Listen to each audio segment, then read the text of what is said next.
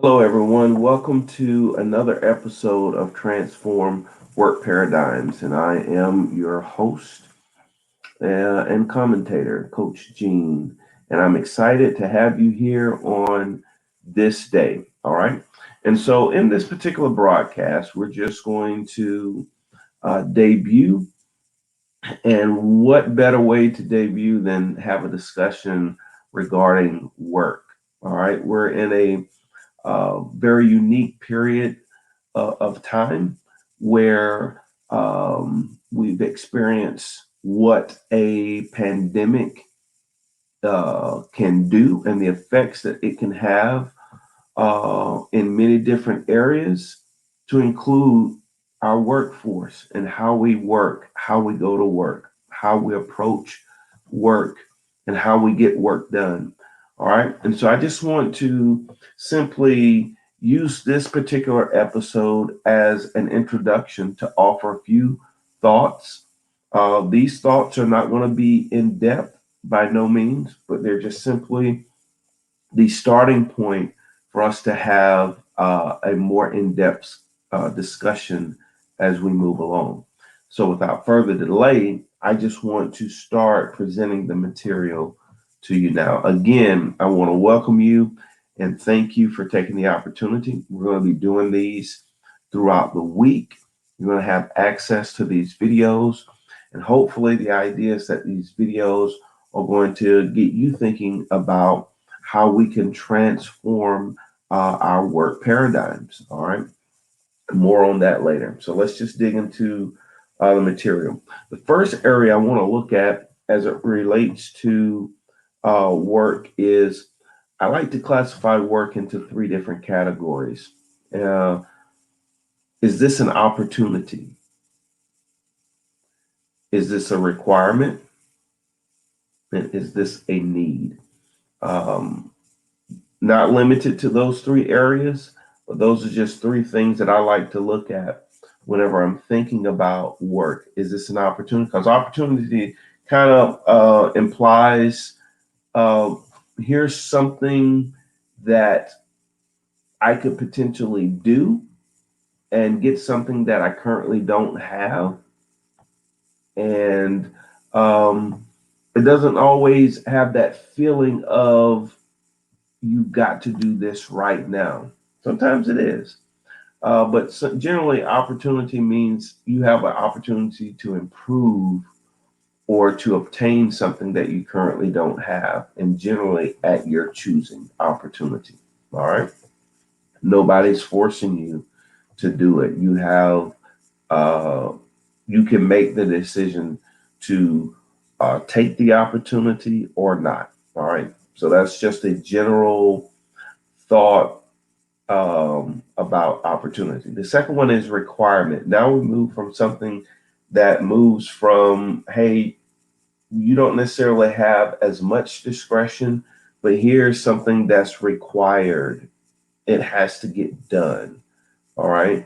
A requirement means in order to achieve, uh, we'll just put a question mark, whatever it is that you're trying to accomplish or get done.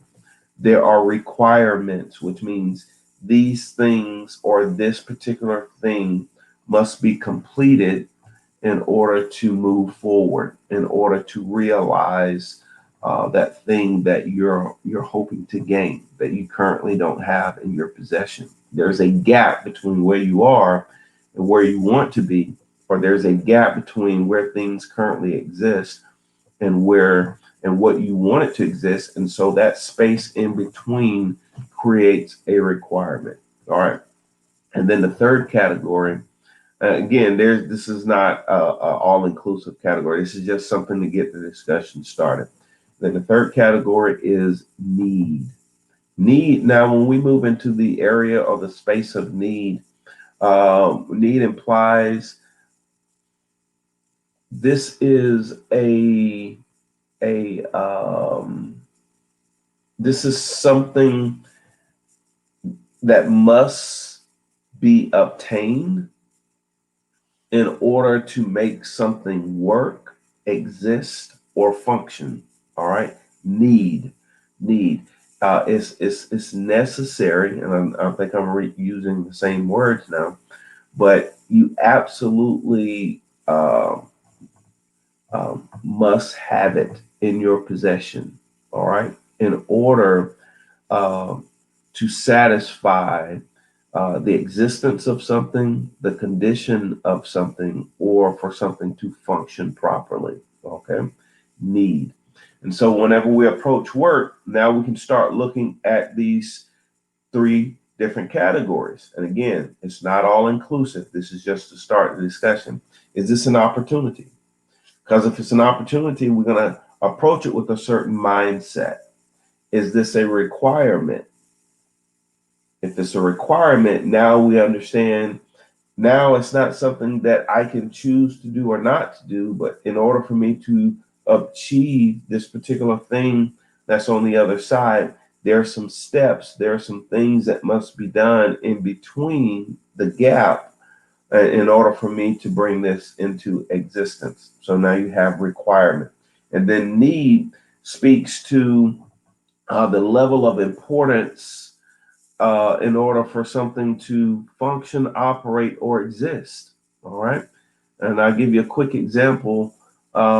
We need food. All right. We need food in order to in order for our bodies to function and operate properly. All right. We need sleep. We need sleep so that our bodies can recover and rejuvenate itself so that we can continue this cycle that we're in every day and produce the right amount of energy. All right. So that's an example of need. All right. Here's the next category of things that I want us to look at. What must be done? So when we start looking at work, look at work from a standpoint of what must be done. So we may get a whole list of things to do, but out of that list, all those things may not fit in the category of what must be done. All right. And then we have to consider what must be done in a given time and space based on context, because those things may change um, from as we move throughout this work process. All right. So identifying what must be done, what should be done, and then what could be done. All right. What should be done means it kind of goes back to um,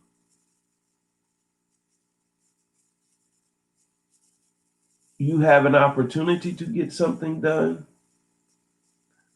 but there may be some reason why it's not getting done, but it should be done. I'll give you an example on that. Um, if you're working on a job and you've been given a very specific task to complete, while you are completing that task, you discover that there's an additional step. There's some additional actions that you need to take in order for this task, this work to be done properly and to be done well. All right. So if you take the mindset, I'm only going to do exactly what I was told to do, even though I've identified some additional actions that need to be taken, then now you're just simply just hitting the bottom line. But once you discover that there are some additional actions that you can take, now you move into that space of what should be done. All right. Or could be done. Really, it should be done, because just because it wasn't identified, it's still a necessary step in order to get this particular work done properly. All right. And so at that level of the worker, they have that discretion on whether they're going to do or add to just what must be done and also do what should be done. All right. Now, let's look at what could be done. What could be done definitely moves in the category of um, maybe it doesn't maybe in this category, it doesn't hit the mark of it's necessary for something to work function, or for it's maybe it hits the category for something. It doesn't have you don't have to do it in order for it to function.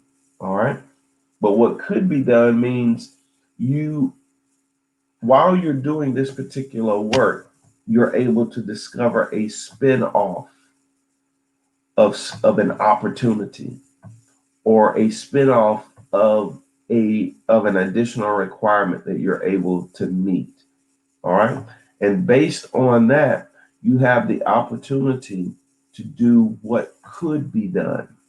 All right. It's within your power to take it a step further. It's within your power to improve the quality. It's within your power to move into a subsequent uh, uh, work opportunity that's going to give you additional results. All right. So that's what could be done. And then the fourth one is the work can be classified as unclear or unknown. All right. Maybe there's something out there that needs to be done, but it hasn't been made clear. Or maybe you're just completely blind to it. All right. So in this category, we have what must be done, what should be done, what could be done, and then unclear and unknown. All right. I'm going to stop on those two areas. And then when we come back, we're going to look at work in terms of performance, and moving from performance to what are those things, what are those areas in between from the action and performance to the results that we're trying to get to, or the change that we're trying to achieve. All right, so we're going to take a look at that next time. So again, this was just a rough take, just to start to move down that path of getting us thinking about work and how we're going to be able to leverage our understanding of work to improve our position, as well as the organization or group that we're part of. All right. And anytime that we increase our own personal value, and we're able to translate that value into how we can improve the value of an organization, hey, there's what you're doing is making yourself a team member that cannot be substituted, a valuable team member that will be considered as a critical part of an organization in terms of what gets done and how it gets done. So, all right. So that's just a window into different things that we want to talk about. So thank you for joining, and just be on the lookout for more information and more episodes in the future.